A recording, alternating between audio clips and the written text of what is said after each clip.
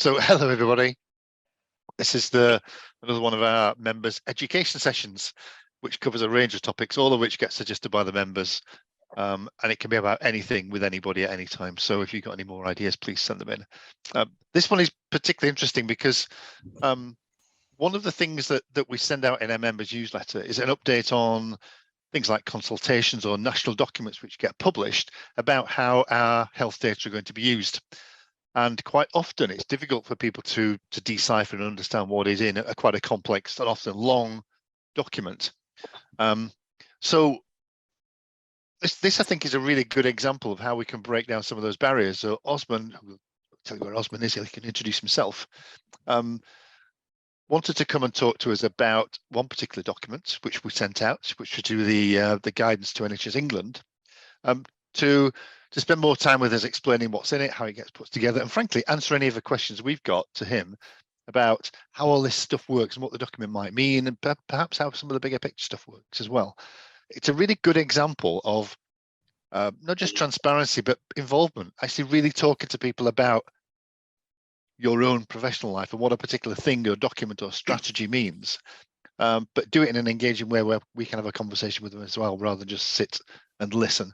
So I'm really pleased that you take the opportunity, Osman, to do this. It's a good thing. Not everybody wants to do it, but you will find there's a friendly and challenging audience, I'm sure. And just for the sake of anybody watching back, we record these so anybody can watch any of the members can watch the recordings back afterwards. So Osman, shall I just let you introduce yourself? You're speaking to a group of members here, all of which are mostly friendly anyway. I shall just let you start, shall I? Yeah, thank you.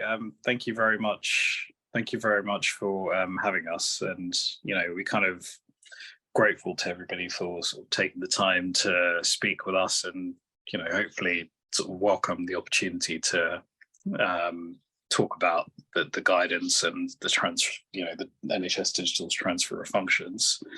So just a little bit of background, I guess, for your members, and it'll be good after this intro, it'd be good just to, I know there's sort of 10, 11 people on the call, but if you could give me some kind of idea of the type of people that are on the call, that would be really helpful as well. But essentially, Gareth and I work in the digital policy unit of, which is essentially a joint unit between the Department for Health and Social Care and NHS England, basically responsible for digital policy around the health and social care systems. But one thing I would say is for the purposes of today and today's discussion, we come with our sort of Department for Health and Social Care civil service hats, because obviously we're here to sort of talk about this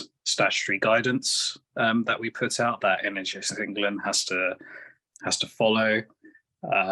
Gareth and I were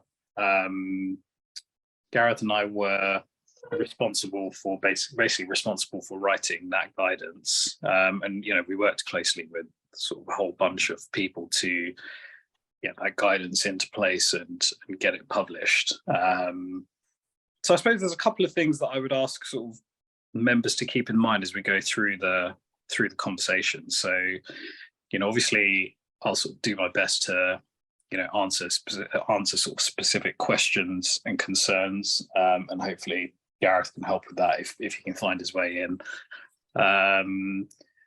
But the first thing I'd say is, some of the feedback we've had from that Chris and Alison sent back to us, there was sort of, quite a few questions there, and I think concerns around sort of some of how things were worded and some of the language, the guidance, and sort of questions around, I guess, how robust and how strong, how much force the guidance has. We can answer sort of specific questions around that, but the broad sentiment is that, from our perspective, from the Department of Health and Social Care's perspective, we're very clear that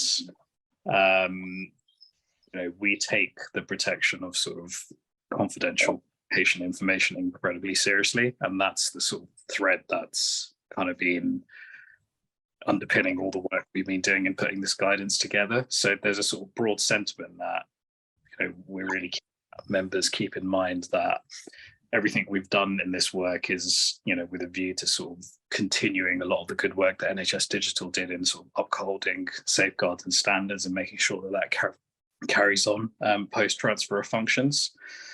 The second thing I would say is, you know, this guidance document actually has quite robust legal force attached to it. You know, it's written in law that NHS England has to have regard to the guidance, and from a legal perspective, that means that they have to have a very, very good reason to depart from what's written in there. And then there are also powers of enforcement in the case of non-compliance.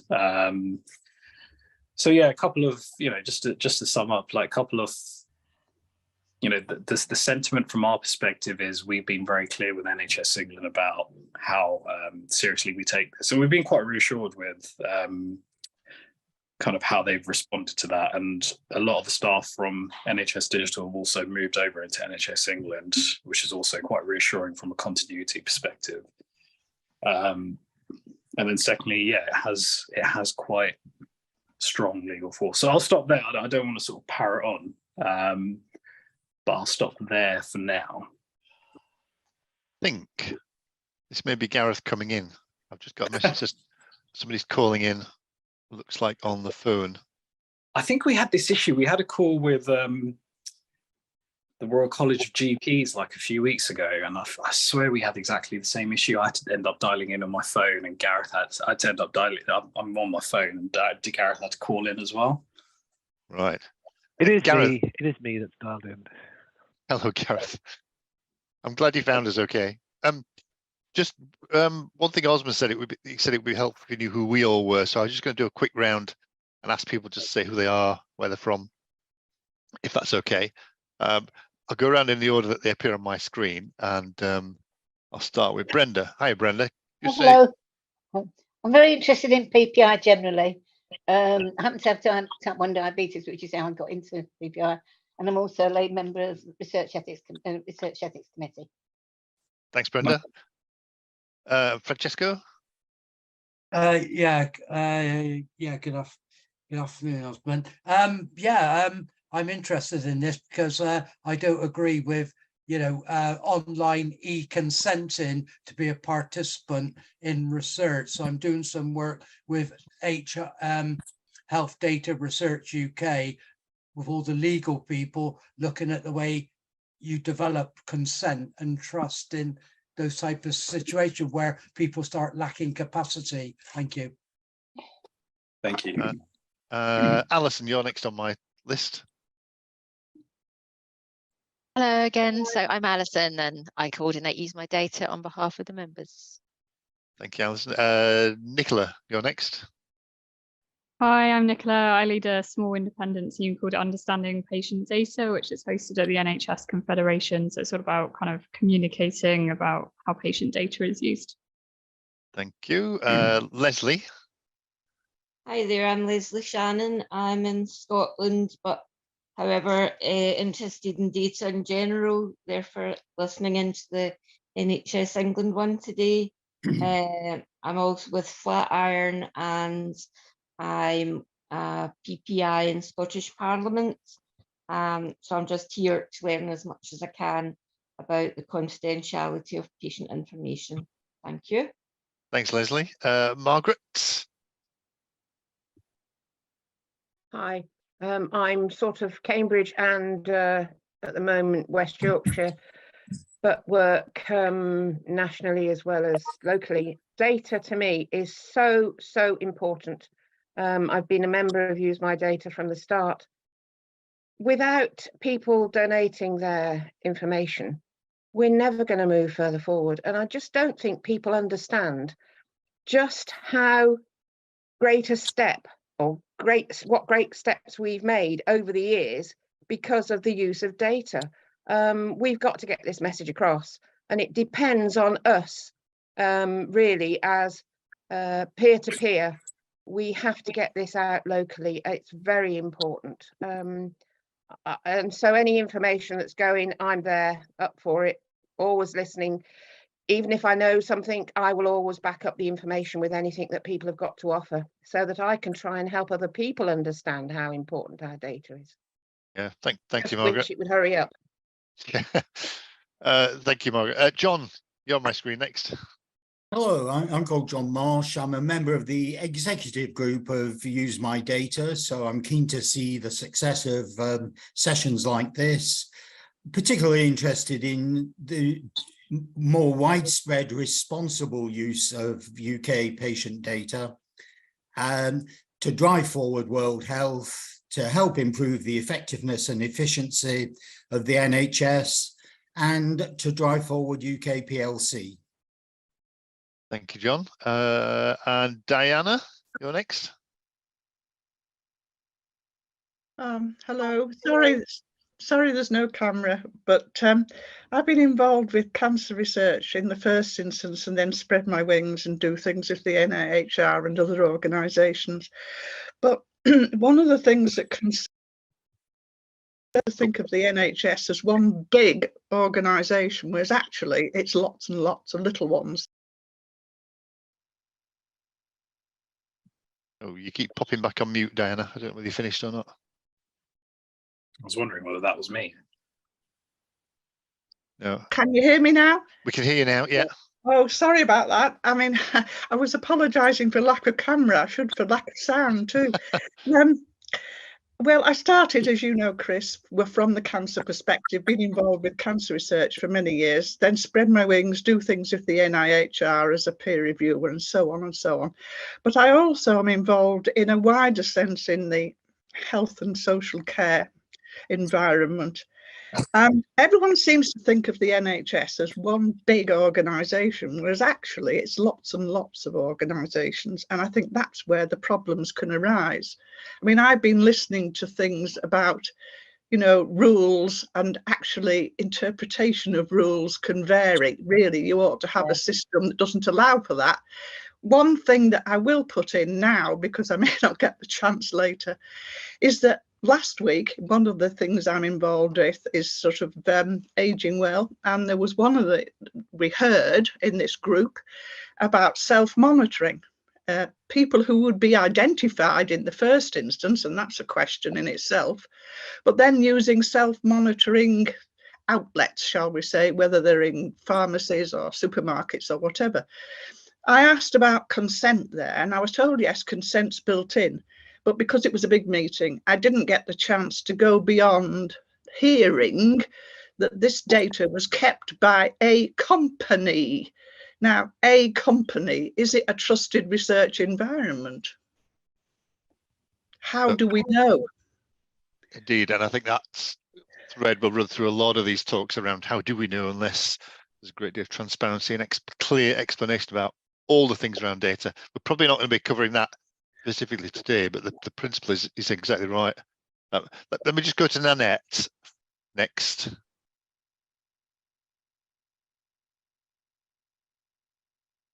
Searching for the unmute button. There you go.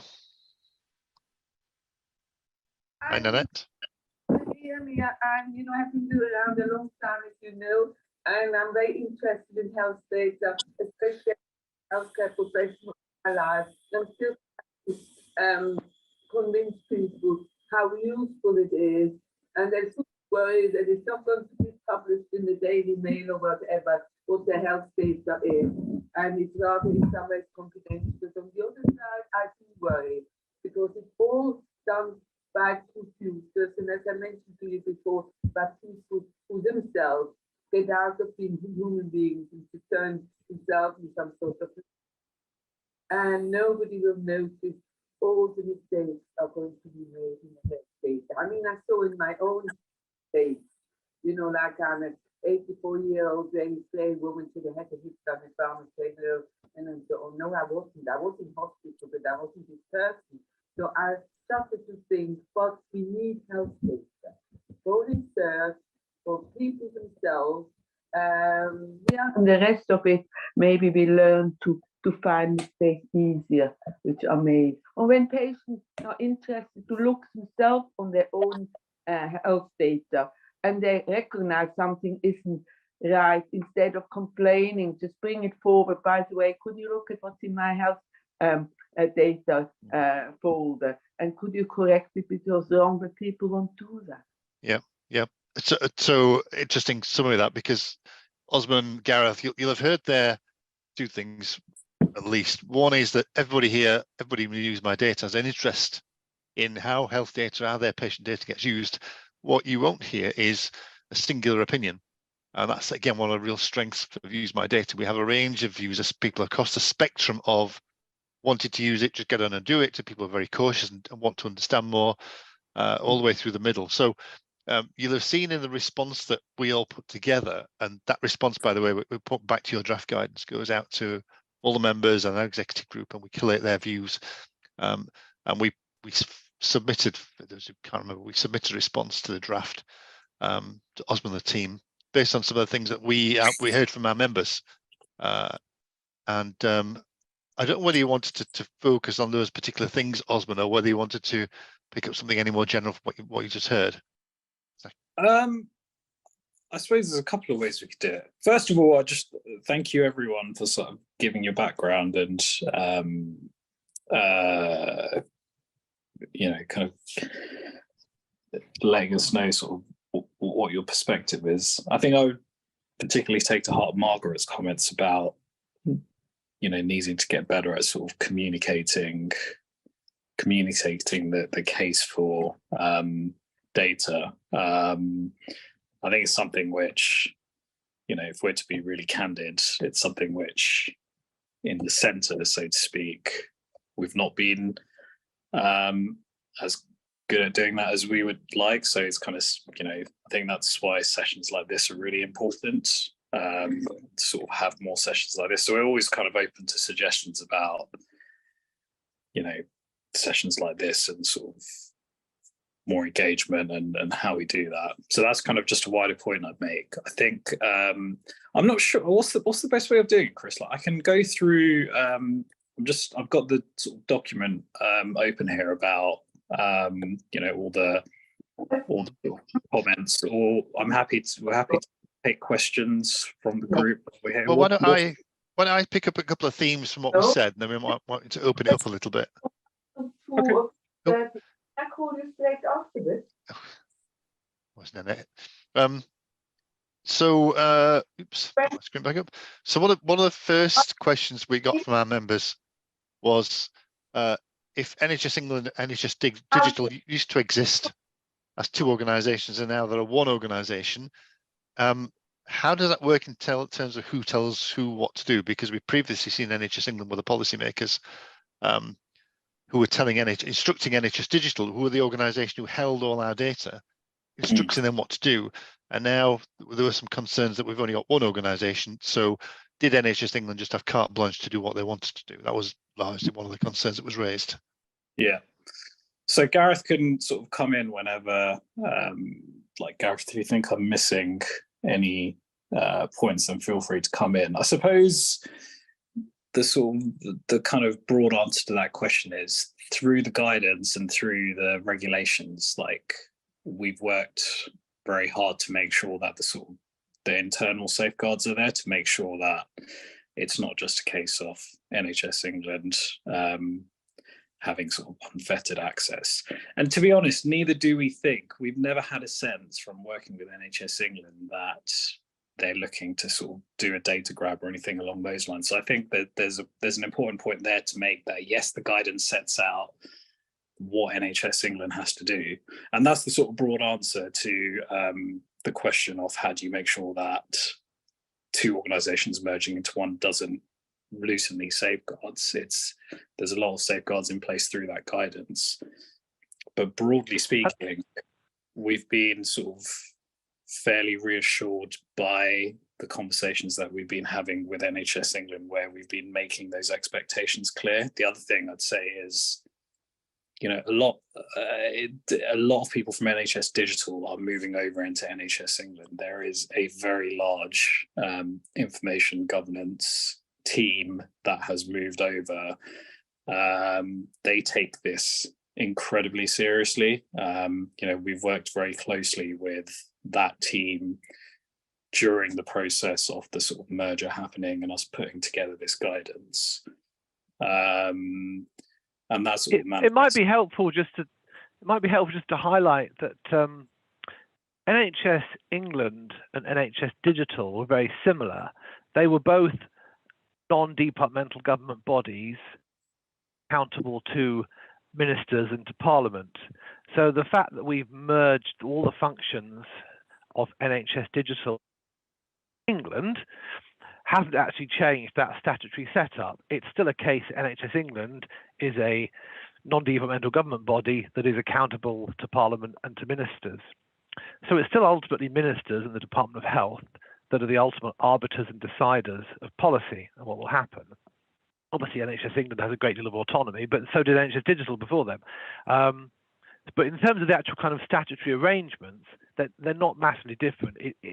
As I say, NHS England has always been accountable to ministers and Parliament, and in other ways to, the National Audit Office and others that auditor public functions, and that hasn't changed. So that it's not a case of they're now able to do what they like, sort of thing. They were never able to, in theory, to do what they liked, and we still have the same ability to direct the organisation. We used to issue directions to NHS Digital, and now directions can be issued to NHS England in exactly the same way. So the basic mechanisms of accountability are pretty much the same, and they haven't changed. So I don't think people should have a fear that NHS England is kind of able to do something that NHS Digital couldn't, or NHS England will do something completely maverick without being able to be checked by these mechanisms of accountability we've got ultimately, as I say, to Parliament.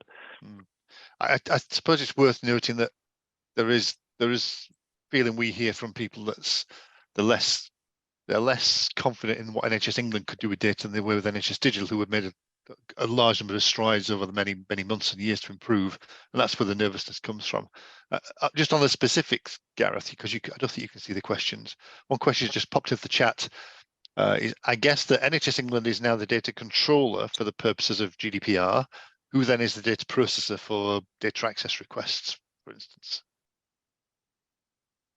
They might be the data processor for an access request. They might be joint controllers, or when it's data they've collected in from an NHS organisation, something, then they would be the processor. The trust would be the controller. It will depend on what is actually happening. Yeah. But it doesn't affect the protections that's there. And I mean, the big ticket thing I would say to people is who are wary of NHS England. I would want to know why, because NHS England effectively runs the NHS in this country. So I'm not sure why we wouldn't trust it with the data that comes from the NHS in this country. People have said that. I mean, I have heard that from politicians as well as stakeholders. We don't trust NHS England, but it is quite hard for us as policymakers to quite fathom out why people distrust the body that's responsible for the NHS and led the kind of, COVID response, etc. Why we trust it to run the NHS, but we don't, for some reason, trust it with the data. They might not trust politicians with the data. Well, that's a separate question. But then that doesn't mean you can't trust NHS England. I think it's a fair challenge, and indeed, I'd say that's the other half of the transparency coin. In that, if there are concerns, those need to be transparently made concerns and backed up with facts rather than just noise, because that doesn't help anybody. So equally, you can't see, Gareth, that somebody else got their hand up now. Margaret, I'll bring you in here. Just unmute. What gets me is we talk about transparency and how people should trust them, but for goodness sake, everything's always changing. It's always reorganizing. Every flipping government we get a change. So how the heck can you expect the public, who are not in on this all the time, how can you expect them to understand? It's absolutely impossible, and it just goes on and on and on. So, it's got to be back to basics. We can't just keep moving forward, changing everything that you lot understand, and we will understand because we're a minority group that's been educated by yourselves. But it's the general public we've got to get to. They can't take all this changing and messing around. And I mean, we're going to have another general election. There'll be more changes. It's terrible. Go on, Gareth. I mean, what we have done here is, I agree, things do change continually. But what we have done here is got a great deal of continuity. All the basic functions and the mechanisms, etc., that existed for NHS Digital have been transferred to NHS England. So it's the same statutory arrangements, and I mean, I don't expect the general public to look at the kind of regulations or anything like that, but we didn't change anything. We moved it across. We've moved all the mechanisms over, and as Osman said, it's effectively the same people doing the work. They've just moved to a different organisation. And what we are doing is building on the good practice. So the statutory guidance was deliberately designed to capture all the good practice that NHS England had, NHS Digital had, and to try and put it slightly on a more formal footing, because most of what NHS Digital did, most of the stuff they did to protect people's data, all the processes they had, they were actually statutory processes. They were things that they developed as a kind of management construct. So what we said was, when we move all the functions over to NHS England, we want that all to go with it, and we want to make sure it stays. And that's why we've got the statutory guidance, because that says all this good stuff that used to happen, you need to carry on with it, and you're supposed to do it formally. So there's quite a lot of continuity there. We're building on what we've happened. All the stuff that's published, all the transparency that NHS Digital were notable for, that will carry on under NHS England. So I'm hoping that despite the fact that it's a big organisational change, that people will be able to look back and say, actually, nothing much has changed over the last 5-6 years. It's been continuously the same sort of approach from NHS Digital into NHS England. On the broader issue about everything changing continually, yeah, I mean, politicians will continually muck around with the system. But in this case, we generally have been able to mitigate the worst implications of abolishing NHS Digital in effect and moving everything to NHS England. Also, I should emphasise that, again, something the general public might not have realised, NHS England and NHS Digital worked very closely together on data. And it was often when people were talking about, you know, it's essential to have that separation of NHS Digital. In reality, it didn't quite work out like that in practice. They worked very closely, very much hand in glove on data and what you did with it. So we haven't really lost much in moving the organisation across. Well, rightly so. Through the COVID response, the NHS England were the biggest customer of NHS Digital's data. So, you know, I think Gareth makes a very good point there. So in practice, you know, the protections aren't weakening, and if anything, the protections have actually got stronger, because, like Gareth said, you know, everything NHS Digital did, they weren't those protections weren't set out in law. They were sort of management constructs, but they are now set out with sort of statutory force. So, like, another message I'd be keen for people to take away is a lot of NHS Digital's good practice now has statutory force behind it. You could make a start by making sure that the public understand the word statutory, because I can assure you they don't. In fact, at an interview I went to a good few years ago, I was asked to explain what I meant by statutory. And I said, well, I might be able to tell you, but I can assure you the general public doesn't know. You need to find some way else to explain to the public. Everything Gareth has just said and what you've just said makes sense to me, because I understand. I've been to education sessions. But I am not representative of all those people who haven't had further education, and we've got to get to them. So to them, it's just one big muddle. They feel as though they're being conned. I'm sorry, until language changes and we get really back to basics, I don't think we're going to get the public on board completely. And in fact, Margaret, so I'm just going to say, because we. The reason we set this up is because Gareth, Osman, Alison and I had a chat about the consultation response we put in, and they were talking through exactly those sort of things, which was largely saying we had NHS Digital, there were lots of controls, we merged two organisations. What we did, we took the best of the best and made them form the guidance for all the single new organisation. So actually things got better in that respect. It was a really solid way of doing it. But I think that's the message that didn't get across to the public or even to patients, because the challenge was really in no communications, which lack of communications has been the fault for many things.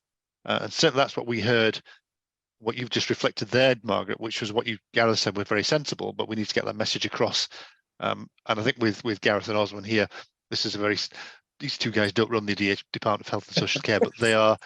The fact that they've come here to be able to listen to this is really positive, because they can hopefully take those messages back to communications, CMA and others to say the next time round, these are some of the things we've heard about how to do it better next time. That makes sense. I mean, we are fairly pivotal. I mean, we don't run the NHS. We are fairly pivotal to the kind of discussions about data and how we present it across NHS England and DHS. So we can definitely look at the language we're using around the statutory.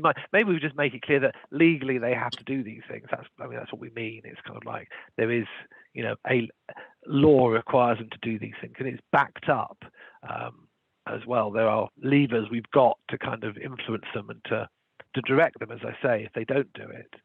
But there's no doubt that it is quite hard to counter a lot of the misinformation, a lot of the kind of scaremongering that less scrupulous stakeholders engage in. And I mean, we've seen exercises in the past collapse basically as a result of bad publicity more than anything else. Like the general practice data for planning and research, which kind of died a death.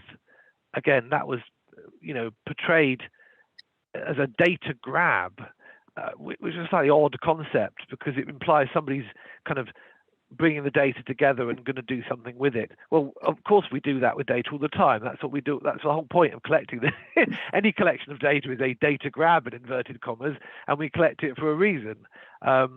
But just by calling it a data grab, that kind of frightened everybody. But if they stop to think about it, I think, well, wait a minute, all this data is grabs. That's we don't keep it where it is. It doesn't stay in individual GP practices. It's all collected in one place, sort of thing. And I think what happened with there is that the data privacy lobbyists were really smart at communications and got the phrase data grab out there in the media, and they loved it. And there was nothing to counter that side, which again comes back to we need to work, we collectively, patients, public, and the official bodies need to work far more closely together to develop those clear messages which can then resonate with the public.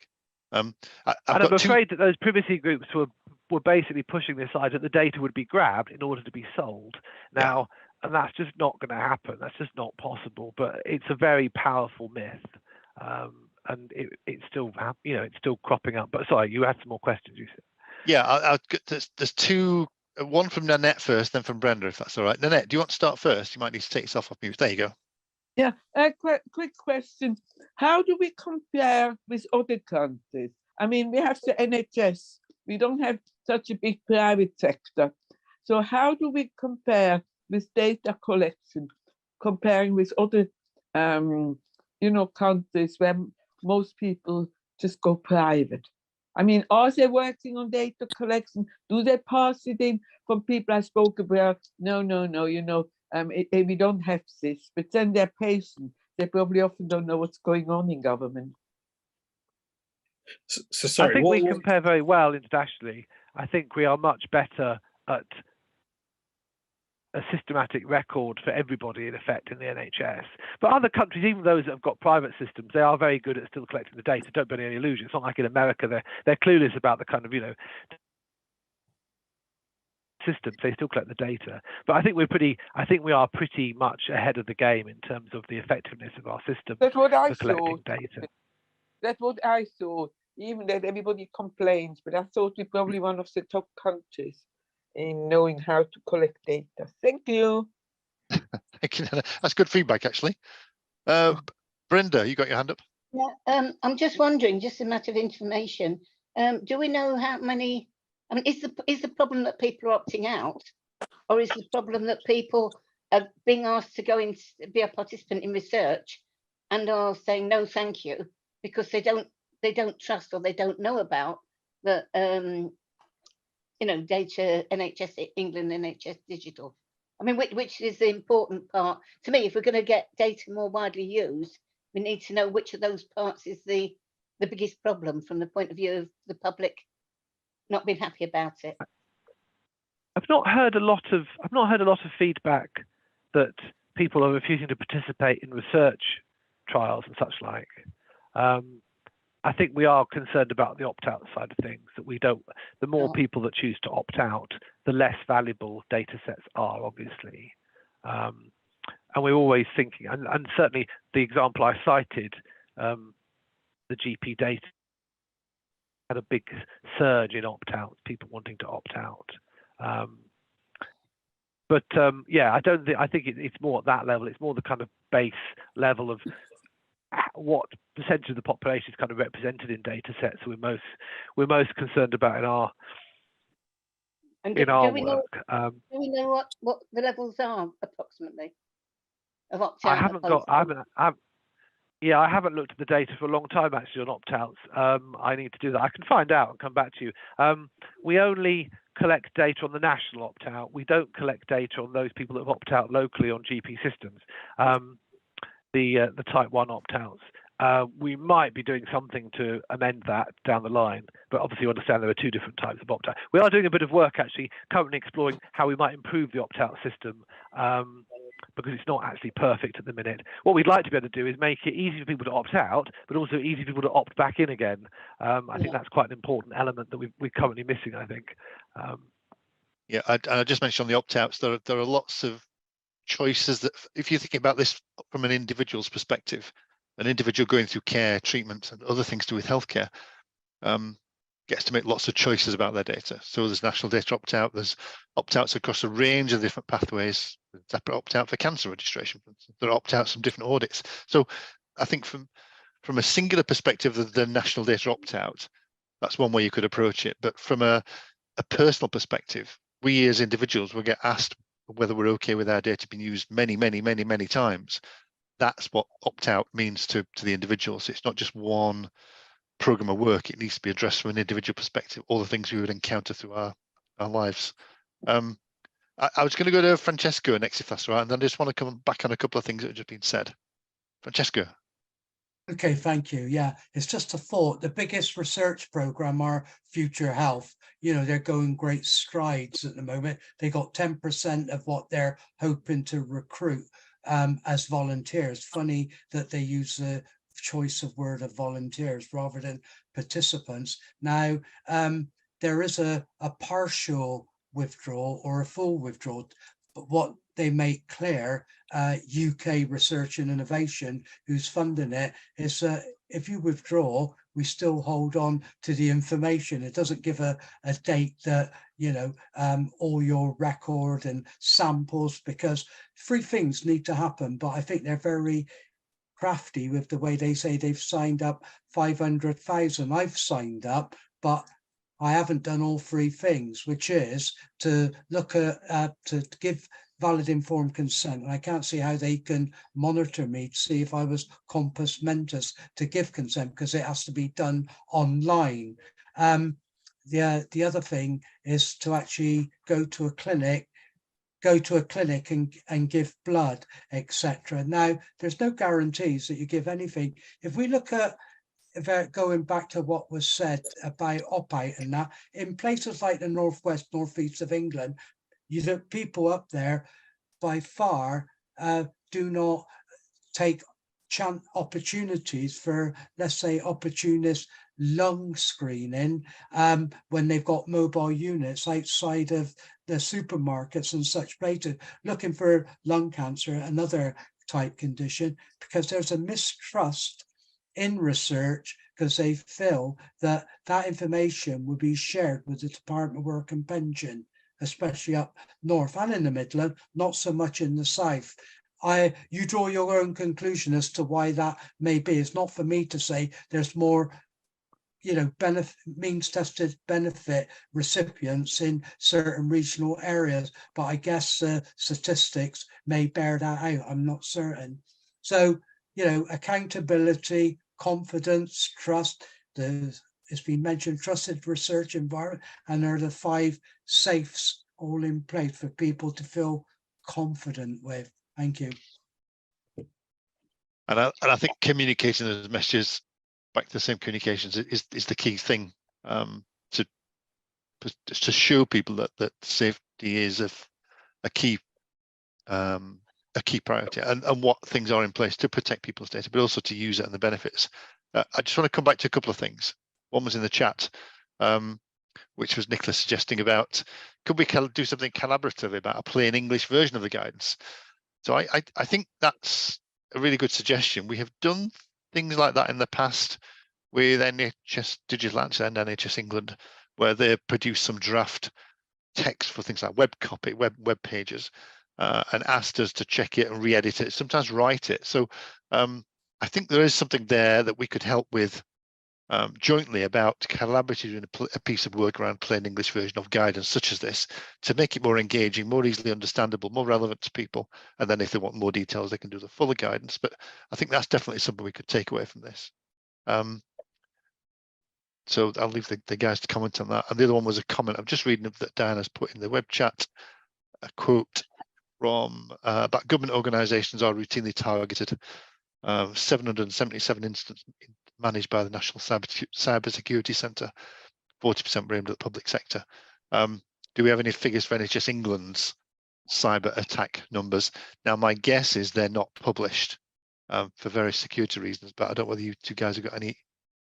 I don't think, yeah, no, we don't have anything on that. I mean, obviously, we have separate colleague lead on cyber security and resilience. I mean, if I was being very, very candid with you, I would, when people say to me, I'm worried about my data being used by, NHS England or whoever, I'd say that isn't really the worry.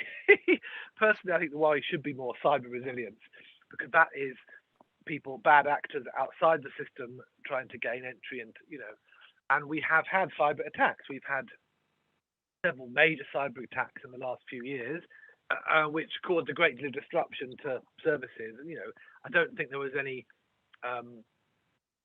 significant use of data, access to data.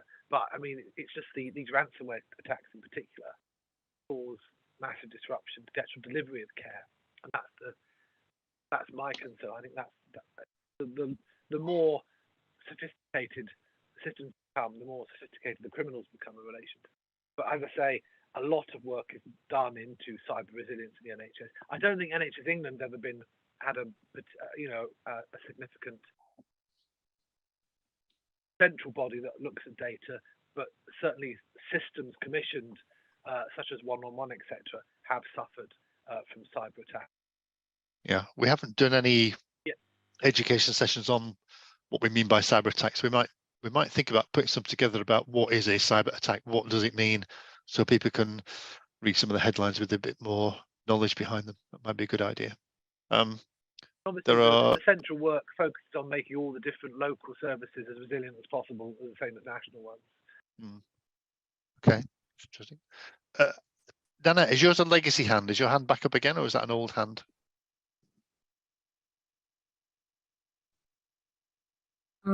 I'm muted. I was muted.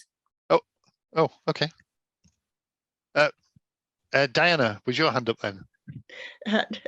No, it should have been coming down, but I mean, fine. My question was really resilience. I mean, all right, I used the word security, but it was resilience. I mean, for all sorts of reasons. I mean, a couple of years ago, the whole system in Leeds was upset, but anyway, let's leave it at that for now if you want to look at that further. It might be an idea to do a separate session on cyber and resilience and what these things mean, but we're probably not going to get through that today. Just reflecting on a couple of things that people have raised here. One is the bit about that. I think Francesca was talking about the opt-outs. I'm not sure whether Osman or any of the people in the DH have looked at not just public attitudes to the likelihood to opt out, but attitudes of healthcare professionals on likelihood to opt out. Because I've seen a study a few years ago that was actually flagged up through understanding patient data, which highlighted to me that health professionals were less trusting of the way the NHS was going to use their data than the public were, and more likely to opt out. And whether there's an opportunity there to do some education across our health professional landscape, which could then ripple out to their patients, the public as well. I'm not sure whether it's ever been followed up. If you're looking at targeting your most accessible but potentially the least trustworthy group, you might look at health professionals. That might be an idea.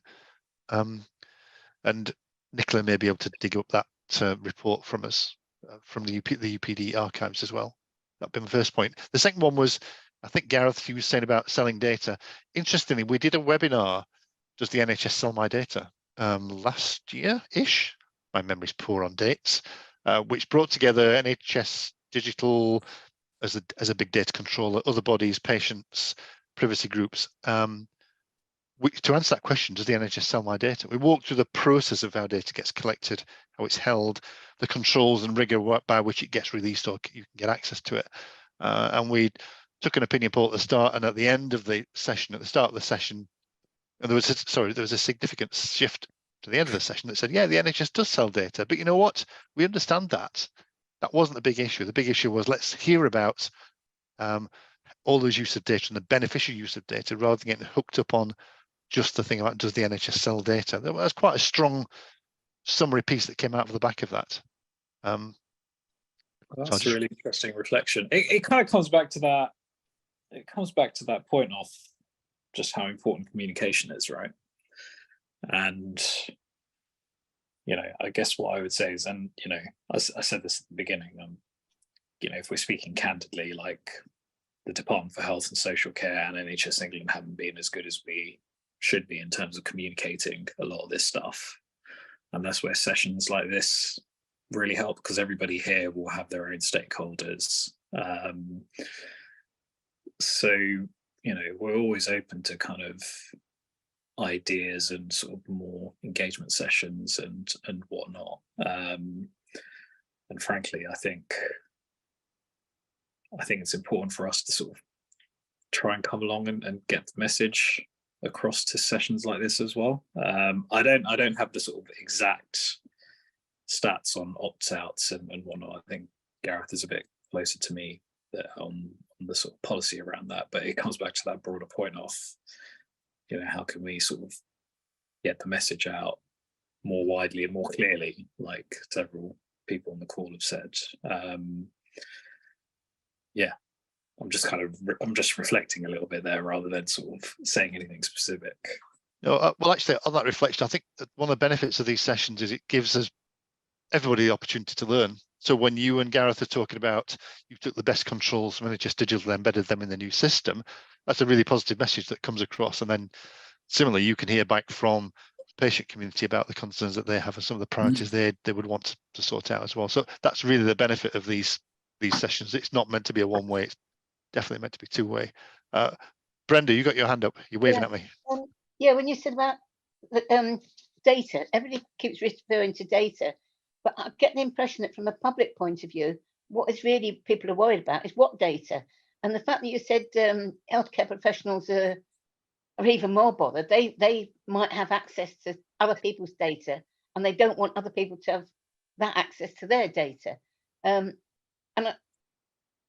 you see a lot of participant information sheets, and it says access to your medical records. Well, I'd be surprised if most people somewhere along the line don't have something on the records, the medical records, that they don't want to be shared. For example, something was on the radio the other day that 1 in 3 women have had an abortion. Now, whether that an abortion technically includes miscarriage, but even so, from a researcher, how many births you've had before now isn't sensitive data, but it might well be to the people concerned. So if you don't look at, I think if you said to the public, people will only be able to get data that they can justify that they need. And I hope that's the case, but don't know whether it is. But I think that kind of communication would be important. That's a really good point. Yeah, and certainly the regulations about the law about how data gets used has a policy in there about data minimization, it's called. Right. So a researcher would only ever be able to see the things they need to do the research. It's not everything.